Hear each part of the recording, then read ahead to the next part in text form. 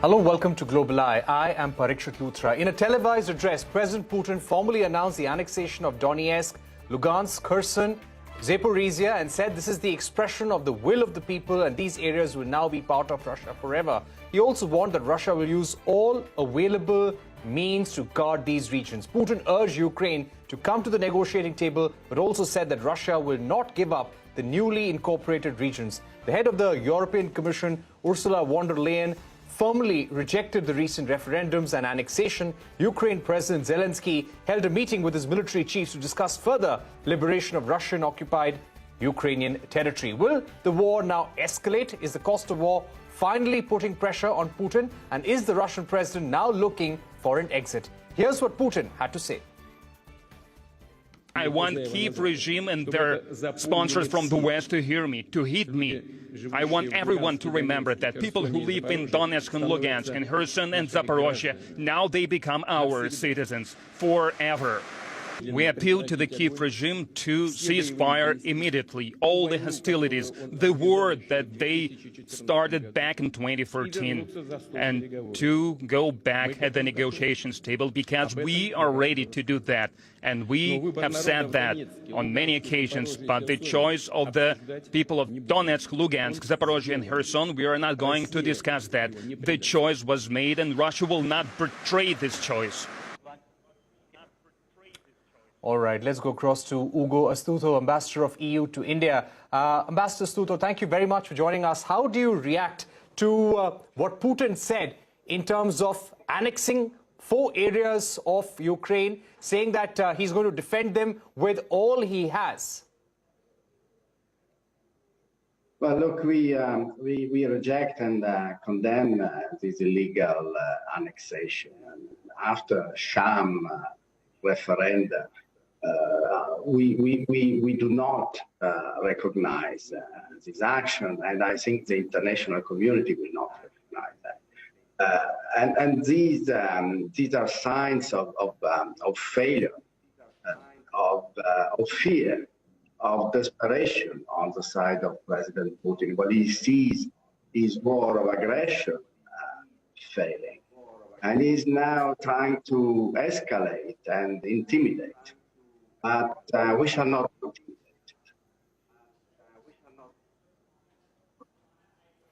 Right. Do you also get a sense that he's now coming under pressure? He said Russia is ready to come to the negotiating table. He urged Ukraine to start talks, but also said that they will not let go of these areas. Do you somehow feel that the pressure is now getting to President Putin? Well, I think the facts on the ground speak for themselves. The war has failed in all its objectives. And we have also seen in the past couple of days the reaction of almost 200,000 Russians, most of them well-educated Russians. They are voting with their feet. They are fleeing the perspective of the draft. They don't want to participate in a war that they know is unprovoked and unjustified. So I see a number of clear signals that President Putin is starting to suffer the consequences of his unwarranted and unjustified war. Right. Let me also get in Ambassador Daniel Fried, who's joining us. Ambassador Fried, how do you read the message coming from the Kremlin, Putin addressing his people in Russia, also sending out a message to the West that they will continue fighting, they will defend these areas? How do you see this message today? Putin has doubled down on his aggression because he is not winning his war. Your previous guest was spot on accurate. That is, the Russian people don't seem enthusiastic about this war. The Russian economy is hurting because of the sanctions. And most important, the Russian military is no longer winning. They're being forced to retreat. So faced with bad news on the battlefield, bad news in the economy, and social resistance to his war, Putin is doubling down. His offer of negotiations to the Ukrainians is no offer at all. It's a demand for their surrender. It's not clear that Putin can hold these territories. So right now, the best play for the world is to push back on Putin. By the way, in his speech, he did implicitly threaten nuclear weapons use. And India may have something to say about that. I thought that Mr. Modi was quite strong in Tashkent the other week, noting that Putin needs to find a way to peace. That's my paraphrase. That was a good, solid statement. And I think that India can play an important role in convincing Putin to stand down if he can. But the world, whatever it does, should not accept Putin's aggression. We should keep pushing back. Right. That's an important statement that you made. I was about to come to that, Ambassador Fried. Ambassador Astuto, do you also get a sense that this is a strong threat of use of nuclear weapons coming from President Putin? How do you think the European Union will now react to what President Putin may do in the coming days? But it's not the first time that we hear this sort of innuendo. It's unacceptable to threaten the use of nuclear weapons. And I think the international community is noticing, and the isolation of President Putin will grow accordingly. As to the European Union, well, we shall not be intimidated. We are about to present a new package of sanctions. It's going to be the 8th, and these sanctions are binding. And again, this new package of sanctions will be broad and comprehensive. It will touch on trade. It will touch on on a price cap on the price of oil, and it will further extend the listing of persons directly accountable for the Russian war of aggression. So the reaction of the European Union and its friends and partners in NATO and beyond is very clear. We shall continue to support Ukraine. We shall continue to support the defense of Ukraine's right to self-determination, the defense of the territorial integrity and sovereignty of a peaceful country against an illegal and unprovoked aggression from Russia and from President Putin.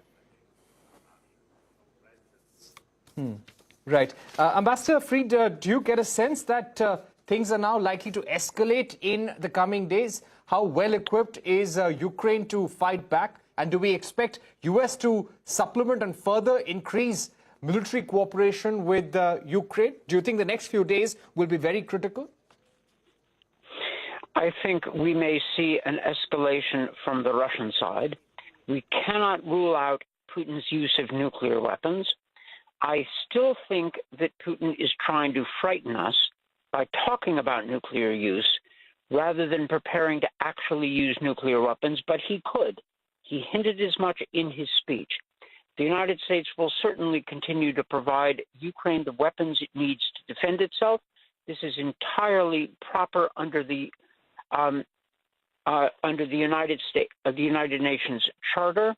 We are helping a country, the victim of aggression, defend itself. That's right. And we're not the only country. There are many European countries that are providing Ukraine with weapons, and not just European countries. I also think that economic sanctions will intensify against Russia. I think the EU has a package under preparation, as you just heard. The United States government is preparing additional sanctions. And there are other economic steps we can take, tightening our export controls. We need to think about the Russian assets that have been frozen. We shouldn't ask our taxpayers to pay for Putin's crimes when we are sitting on $300 billion of Russian money. So there's a lot we can do, but the next few days and weeks may be very difficult indeed. Right. Also, do you feel that there is a strong and sincere effort towards negotiation now? Here you have Putin saying that we urge Ukraine to come to the negotiating table, but Moscow will not give up the newly incorporated regions. So how do you see this offer of talks coming from President Putin, Ambassador Fried? It is not a serious offer at all. It is a demand for Ukraine's surrender. Putin does not want talks, but his bluster does not change the fact that his army is not winning on the battlefields. Today, there are reports of Russian forces being surrounded in the east.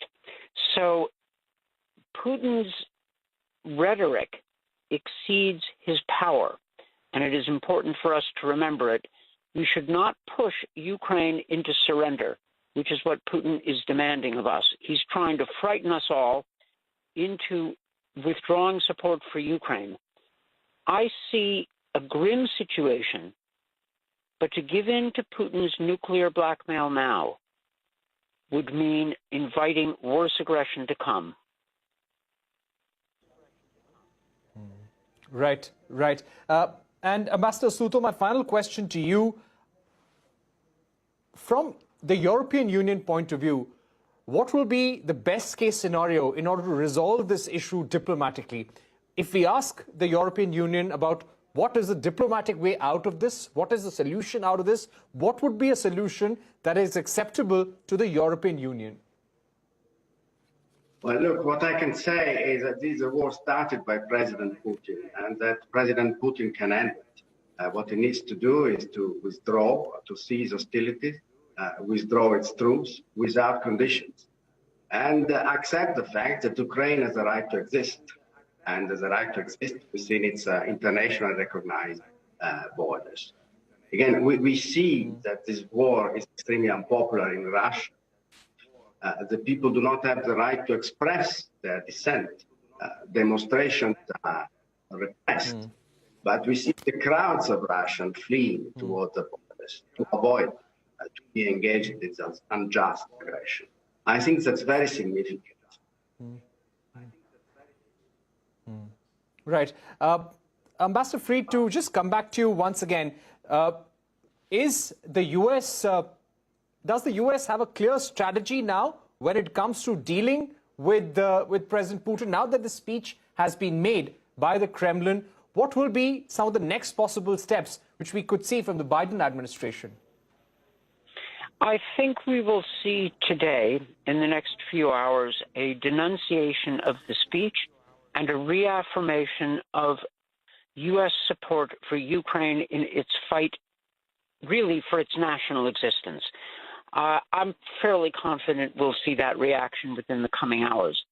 More broadly, I think you will see publicly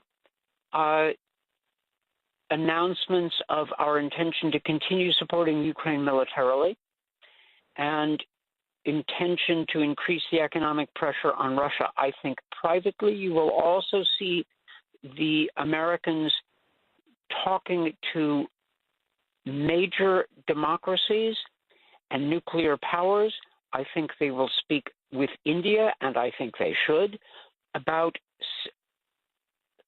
sending the message to Putin that use of nuclear weapons will result in a very strong reaction from the world, not just the United States, not just the West. I think Putin needs to hear the message from responsible countries that the use of nuclear weapons is not open to him. That's a tough message, and it needs to be delivered by all of us. Right. All right. Thank you very much, Ambassador Fried and Ambassador Astuto, for joining us here on Global Eye. We are going to take a short break, but when we return, we are going to be discussing the Brazilian election. There has been a lot of violence and tension in the run-up to the election. Remember, Jair Bolsonaro is lagging behind in the opinion polls, and there is a possibility that he may not go out easily if voted out. We'll get you more on that presidential election on Global Eye after a break.